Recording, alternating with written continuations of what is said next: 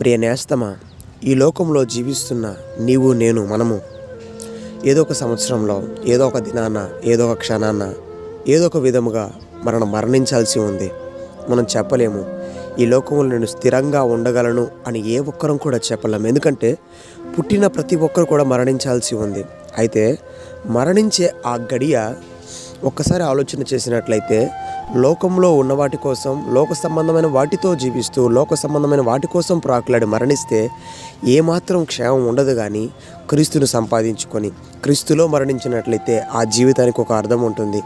Bible సెలవిస్తుంది, ఒకరి జరణ దినము కంటే ఒకరి మరణ దినము మేలు అని బైబిల్ సెలవిస్తూ ఉంది.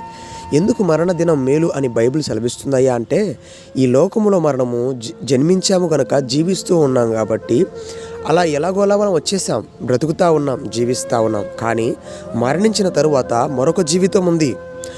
మనం మరణించిన తర్వాత మనలో ఉన్న ఆత్మ నిత్యత్వానికి చేరాలి అని అంటే ఖచ్చితంగా దేవుని యొక్క సహాయం మనకు అవసరం. యేసుక్రీస్తు యొక్క సహకారం మనకు అవసరం.